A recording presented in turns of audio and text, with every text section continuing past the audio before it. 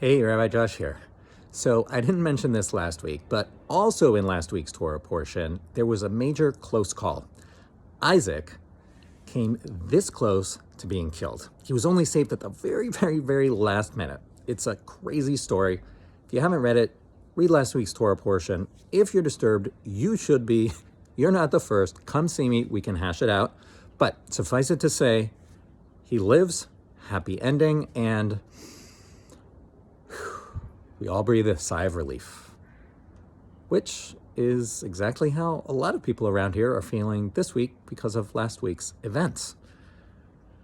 A major close call with something big and consequential and serious whose outcome was totally unknown, right? And yet, here we are. We all lived. We all made it. So what happens after a close call like that? What happens in the wake of something big and consequential that was a near miss? This week's Torah portion provides a lot of clues. First, I got to start with a little bit of bad news, which is that there can be lingering effects, after effects, right? This week's Torah portion begins with the death of Isaac's mother, Sarah. Some understandings of that even say that her death was hastened by his brush with death last week.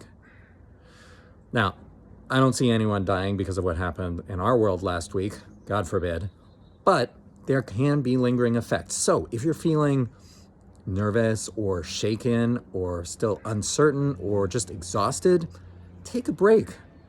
Reach out. Go easy on yourself. It's understandable. And here's the good news.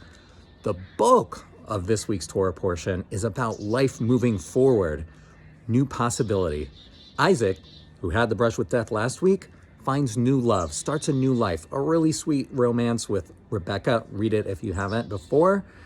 And he starts a new life, new possibility. He even finds comfort in the wake of his mother's death. And this is so characteristic of Judaism. We've had a lot of lows, but we always rise up again. It's a theme in Jewish thinking. It's called descent for the sake of rising up.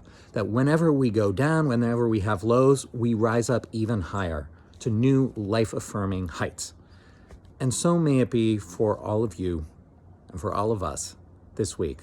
Let's find new possibility, new life, maybe even new love, at least some kind of new beginning.